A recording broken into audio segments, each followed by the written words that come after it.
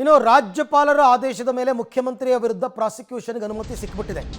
ಈ ಪ್ರಾಸಿಕ್ಯೂಷನ್ನಿಂದ ಸಿಎಂ ಪಾರಾಗುತ್ತಾರಾ ಇಲ್ವಾ ಅಂತಕ್ಕಂಥ ಪ್ರಶ್ನೆ.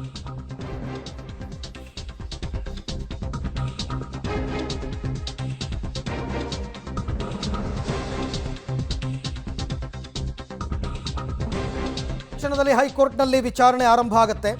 ಪ್ರಾಸಿಕ್ಯೂಷನ್ ಆದೇಶದ ಪರ ತುಷಾರ್ ಮೆಹ್ತಾ ಅವರು ವಾದ ಮಾಡ್ತಾರೆ. ಅಂದರೆ ರಾಜ್ಯಪಾಲರ ಆದೇಶದ ಪರವಾಗಿ ಸಿಎಂ ಪರ ವಾದಕ್ಕೆ ದೆಹಲಿಯಿಂದ ಅಭಿಷೇಕ್ ಮನು ಸಿಂಘ್ವಿ ಅವರು ಆಗಮಿಸಿದ್ದಾರೆ.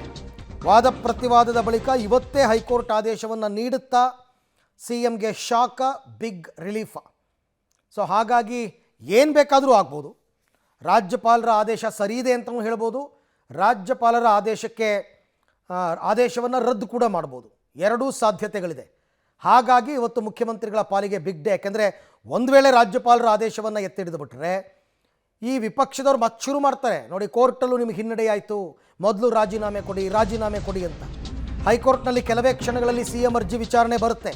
ಸುದೀರ್ಘವಾದ ಪ್ರತಿವಾದ ನಡೆಯುತ್ತೆ. ಇವತ್ತು ಕೋರ್ಟ್ನಲ್ಲಿ ವಿಚಾರಣೆ ಇದೆ, ನೋಡೋಣ ಏನಾಗುತ್ತೆ ಅಂತ ಸಿಎಂ ಸಿದ್ದರಾಮಯ್ಯನವರು ಪ್ರತಿಕ್ರಿಯೆಯನ್ನು ಕೊಟ್ಟಿದ್ದಾರೆ, ಮಾತಾಡಿದ್ದಾರೆ. ಇವತ್ತು ಈಗಾಗಲೇ ಹೈಕೋರ್ಟ್ಗೆ ಆಗಮಿಸಿದ್ದಾರೆ ಸಿಎಂ ಪರ ವಕೀಲ ಅಭಿಷೇಕ್ ಮನು ಸಿಂಘ್ವಿ, ಪೊನ್ನಣ್ಣ ಅವರೆಲ್ಲರೂ ಕೂಡ. 25,000 ಕೋಟಿ ಆಗುತ್ತೆ, ಕನಿಷ್ಠ ಪಕ್ಷ ಅದರಲ್ಲಿ ಅರ್ಧನಾರು ಕೊಡಬೇಕು ನಮಗೆ ಅಂತ ಹೇಳಿದೆ. ಬೆಂಗಳೂರು ಡೆವಲಪ್ಮೆಂಟಿಗೆ ಸುಮಾರು 55,000 ಕೋಟಿಗೂ ಹೆಚ್ಚು ಖರ್ಚಾಗುತ್ತೆ, ಅದರಲ್ಲಿ ಅರ್ಧ ನಮಗೆ ಕೊಡಬೇಕು ಅಂತ. ಓಕೆ, ಇದು ಆ್ಯಕ್ಚುಲಿ ಇವತ್ತು ಮಾತಾಡ್ತಾ ಇದ್ದ ವಿಚಾರ ಅದು ಇದಕ್ಕೆ ಹಣಕಾಸು ವಿಚಾರಕ್ಕೆ ಸಂಬಂಧಪಟ್ಟಂತೆ ಒಂದು ಸಭೆ ಇತ್ತು, ಅದರ ವಿಚಾರವಾಗಿ ಮಾತಾಡ್ತಿದ್ದಾರೆ. ಬಟ್ ಅದೇ ಸಂದರ್ಭದಲ್ಲೇ ಮುಖ್ಯಮಂತ್ರಿಗಳು ಮಾತಾಡಿದ್ದಾರೆ. ಹೈಕೋರ್ಟಲ್ಲಿ ಇದೆಯಪ್ಪ, ಏನು ಬರುತ್ತೆ ತೀರ್ಪು ನೋಡೋಣ, ನಮ್ಗೆ ಹೆಂಗೆ ಗೊತ್ತಾಗುತ್ತೆ? ಅದು ನಿಜನೇ, ಕೋರ್ಟ್ ಯಾವ ರೀತಿ ತೀರ್ಪು ಕೊಡುತ್ತೆ ಅಂತ ಪ್ರೆಡಿಕ್ಟ್ ಮಾಡೋಕ್ಕೆ ನಾವು ಯಾರು? ಅದೆಲ್ಲ ಕೋರ್ಟ್ನ ವಿವೇಚನೆಗೆ ಬಿಟ್ಟ ವಿಚಾರಗಳು. ಹಾಗಾಗಿ ನೋಡೋಣ. ಬಟ್ ಟೆನ್ಷನ್ ಅಂತೂ ಇಬ್ರಿಗೂ ಇದೆ, ಸಿದ್ದರಾಮಯ್ಯನವ್ರಿಗೂ ಇದೆ, ಡಿ ಕೆ ಶಿವಕುಮಾರ್ಗೂ ಇದೆ. ಈ ಬಗ್ಗೆ ಕೂಡ ಮತ್ತಷ್ಟು ಮಾಹಿತಿ ನನ್ನ ಕೊಲೀಗ್ ರವೀಶ್ ಅವರಿಂದ ಪಡ್ಕೊಳ್ಳೋಣ. ರವೀಶ್, ಸಾಮಾನ್ಯವಾಗಿ ಈ ಥರ ಹೈ ಪ್ರೊಫೈಲ್ ಕೇಸ್ಗಳಲ್ಲಿ ಈಗ ಮುಖ್ಯಮಂತ್ರಿ ಸಿದ್ದರಾಮಯ್ಯನವರೇ ಒಂದು ವೇಳೆ ಆದೇಶ ತಮ್ಮ ಪರ ಬಂದರೆ ಹೇಗೆ, ತಮ್ಮ ವಿರುದ್ಧ ಬಂದರೆ ಹೇಗೆ, ತಮ್ಮ ವಿರುದ್ಧ ಬಂದರೆ ಮತ್ತೆ ಕಾನೂನು ಹೋರಾಟ ಹೇಗೆ ಮುಂದುವರಿಸಬೇಕು, ಈ ರೀತಿ ಎಲ್ಲ ಪ್ಲ್ಯಾನ್ ಯೋಜನೆಗಳು ಕೂಡ ಆಗಿದೆಯಾ ಅಂತ?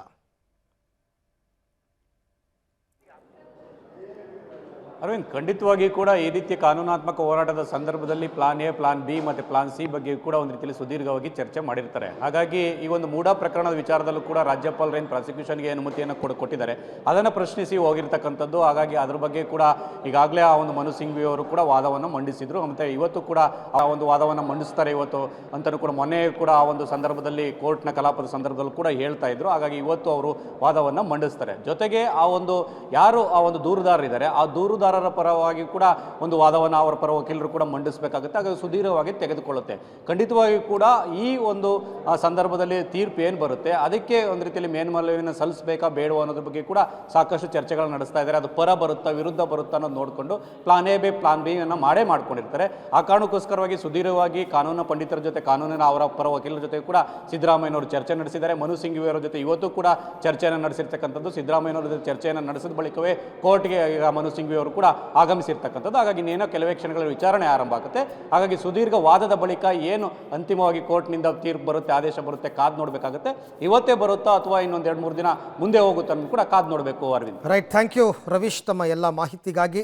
ಗೊತ್ತಿಲ್ಲ ಇವತ್ತು ತೀರ್ಪು ಬರುತ್ತಾ, ಮತ್ತೆ ಮುಂದಕ್ಕೆ ಹಾಕ್ತಾರಾ, ಅಥವಾ ವಾದ ಪ್ರತಿವಾದಗಳನ್ನು ಮುಗಿಸಿ ಜಡ್ಜ್ಮೆಂಟನ್ನು ರಿಸರ್ವ್ ಮಾಡ್ತಾರಾ, ಅದು ಸಾಧ್ಯತೆ ಇದೆ. ಅದನ್ನು ಕಾಯ್ದಿರಿಸುವಿಕೆ ಅಂತ ಹೇಳ್ತಾರೆ, ಆ ರೀತಿ ಮಾಡಬಹುದು.